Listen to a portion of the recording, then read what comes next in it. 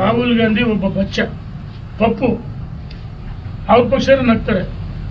ವಿದೇಶಿ ನೆರವಲ್ಲಿ ಅಮೆರಿಕದಲ್ಲಿ ಭಾರತವನ್ನು ಅವಮಾನ ಮಾಡ್ತಾರೆ ಮತ್ತು ಚುನಾವಣೆ ನ್ಯಾಯಸಮ್ಮತ ನಡೆದಲ್ಲ ಚುನಾವಣಾ ಅಧಿಕಾರದ ಬಗ್ಗೆ ಮಾತಾಡ್ತಾರೆ ಮತ್ತು ಈ ದೇಶದ ಸಂವಿಧಾನ ಕಾನೂನನ್ನು ಅಪಮಾನ ಮಾಡ್ತಾರೆ.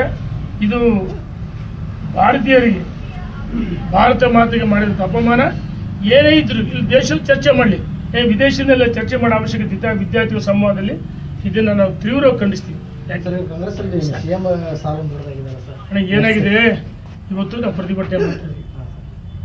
ಆ ಮುಖ್ಯಮಂತ್ರಿ ಕುರ್ಚಿ ಮೇಲೆ ಟವಲ್ ಹಾಕಿದ್ರೆ ನಾನು ಪ್ರತಿ ದಿವಸ ಹೇಳಿಕೆ ಕೊಡ್ತಿದ್ರೆ ಇವ್ರಿಗೆ ರಾಜ್ಯದ ಅಭಿವೃದ್ಧಿ ಬೇಕಾಗಿಲ್ಲ. ಒಂದು ಕಡೆ ಭ್ರಷ್ಟಾಚಾರ, ಇನ್ನೊಂದು ಕಡೆ ಅಭಿವೃದ್ಧಿ ವಿರೋಧಿ ಸರ್ಕಾರ ಕೊಟ್ಟ ಭರವಸೆಗಳು ಈಡೇರಿಸಿಲ್ಲ. ಹಂಗಾಗಿ ಬೇರೆ ಬೇರೆ ವಿಷಯಾಂತರ ಮಾಡೋಕ್ಕೋಸ್ಕರ ಮೊನ್ನೆ ಈ ಸಂವಿಧಾನದ ಅಂತಾರಾಷ್ಟ್ರೀಯ ಪ್ರಜಾಪ್ರಭುತ್ವ ದಿವಸ ಮಾನವ ಸರಪಳಿ ಮಾಡಿದರು. ಇವರು ಪ್ರಕರಣಗಳನ್ನು ಇವರು ಭ್ರಷ್ಟಾಚಾರವನ್ನು ಮರೆಮಾಚಲು ಅಂತ ಮಾನವ ಸರಪಳಿ ಮಾಡಿದರು.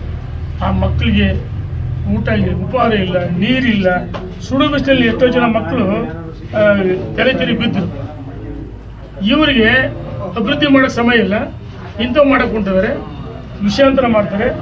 ನಾನು ಹೇಳ್ತಿದ್ದೀನಿ, ನಿಮಗೆ ಜನ ಅವಕಾಶ ಕೊಡ್ತಾರೆ. 1.5 ವರ್ಷ ಅಧಿಕಾರಕ್ಕೆ ಬಂದು ಕೊನೆ 6 ತಿಂಗಳು ಔಟ್ ಗೋಯಿಂಗ್, 2 ವರ್ಷ ಆಗಿದೆ, ಇನ್ನು 3 ವರ್ಷ. ಆದರೆ ಈ 3 ವರ್ಷದೊಳಗೆ ಸರ್ಕಾರ ಇರುತ್ತೆ. ಯಾಕಂದರೆ ಅವ್ರು ನೋಡಿದರೆ ಅವ್ರ ಹೊತ್ತ ನಡವಳಿಕೆ ನೋಡಿದರೆ ಸರ್ಕಾರ ಪತನ ಓದಿಸುತ್ತೆ. ಧನ್ಯವಾದ.